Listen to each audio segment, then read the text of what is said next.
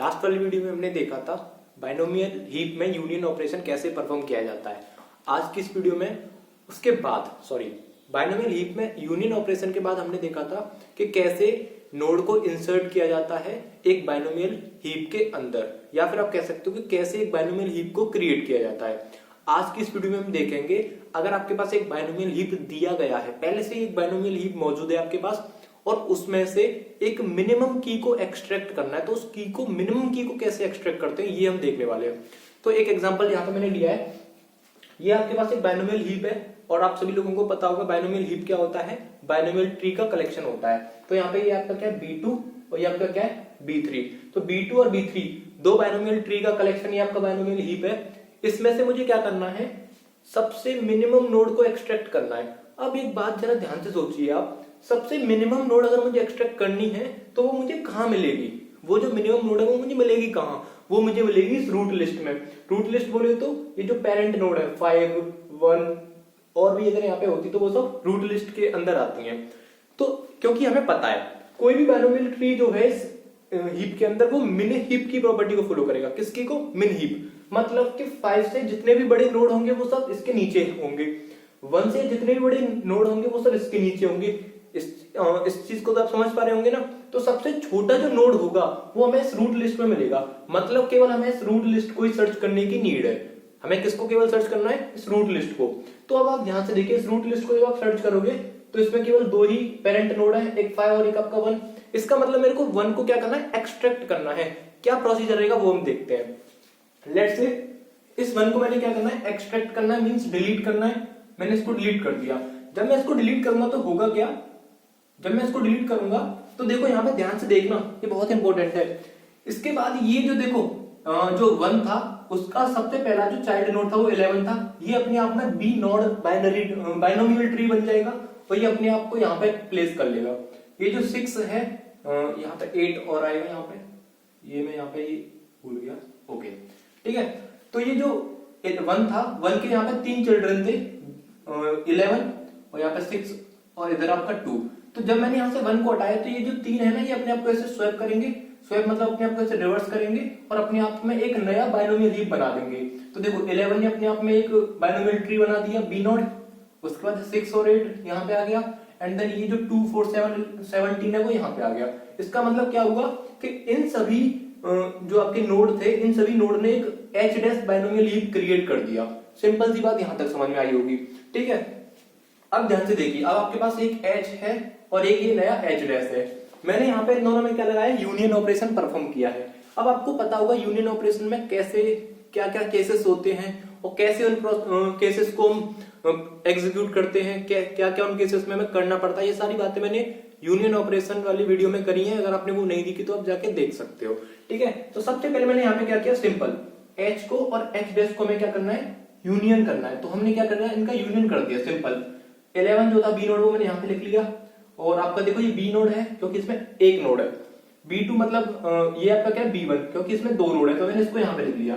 उसके बाद ये भी B2 है, ये भी B2 है। इसका मतलब इन दोनों में से आप किसी को भी पहले लिख लो, चाहे आप इसको पहले लिख लो, चाहे आप इसको पहले लिख लो, किसी को भी पहले लिख लो, आपके इस पर कोई भी फर्क नहीं पड़ेगा क्योंकि दोनों का ऑर्डर या फिर आप कह सकते हो डिग्री दोनों का सेम है।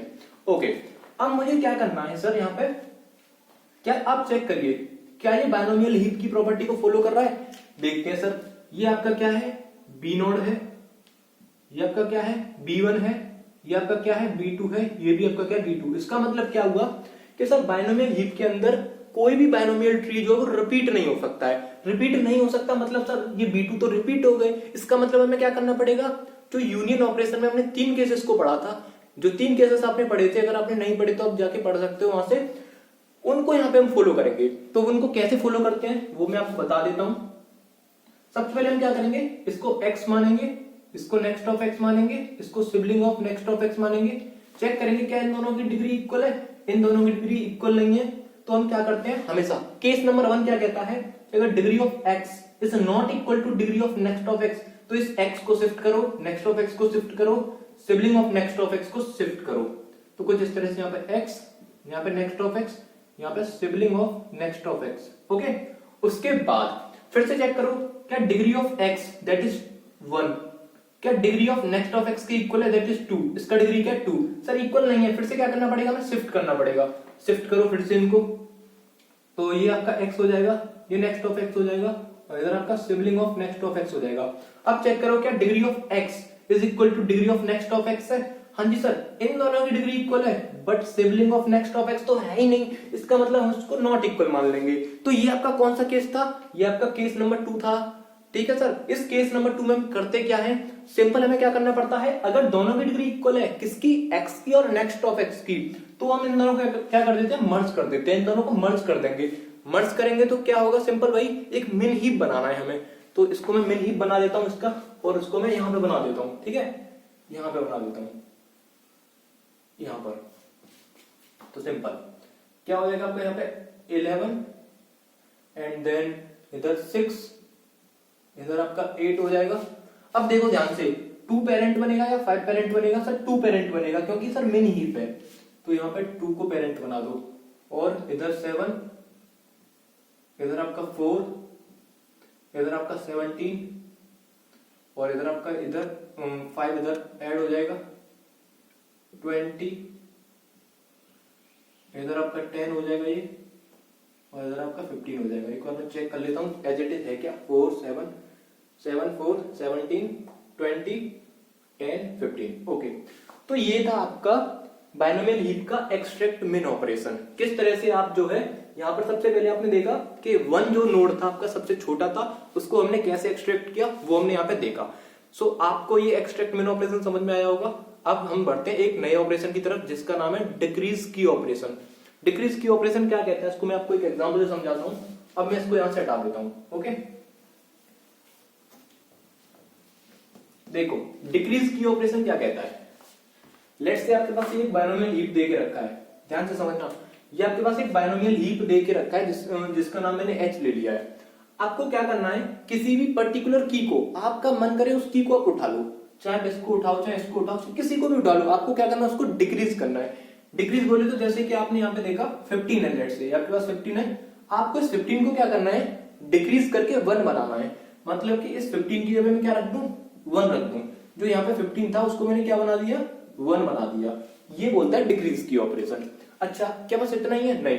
अब हम चेक करेंगे क्या जो 1 है वो अपने पेरेंट से छोटा है। सर पेरेंट से छोटा है, इसका मतलब ये मिन हीप को फॉलो नहीं करेगा, तो हम इन दोनों को क्या कर देंगे, स्वैप। तो इधर 10 आ जाएगा, ऊपर 1 पहुंच जाएगा। ओके, उसके बाद 1 को उसके पेरेंट से चेक करिए 5 से। सर 5 तो बड़ा हो गया, इसका मतलब इसको भी मैं स्वैप करना पड़ेगा, इधर 5 और इधर आपका 1। उसके बाद 1 और 2 को कंपेयर करिए, फिर से वही, यहाँ पे 1 आ जाएगा और इधर आपका 2 आ जाएगा। तो इस तरह से हमने क्या देखा, ये जो है आपका क्या है, कैसे हमने जो 15 था यहाँ पे उसको हमने 1 बना दिया। मतलब 15 को हमने डिक्रीज करके क्या बना दिया, 1 बना दिया।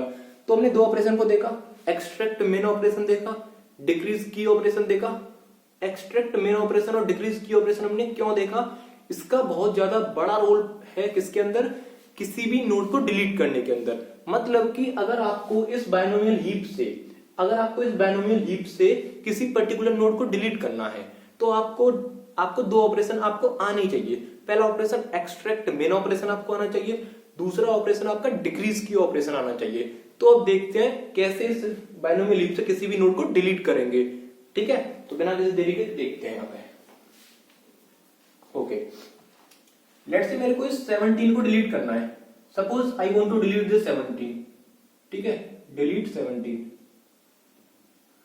तो जब आप इस 17 को डिलीट करना चाहोगे तो क्या प्रोसीजर फॉलो होगा वो मैं आपको बता रहा हूं। देखो, सबसे पहले आपको क्या करना है, आप इस 17 को डिलीट करना चाहते हो तो आपको क्या करना पड़ेगा, इस 17 की जगह पे क्या रखना पड़ेगा, -∞।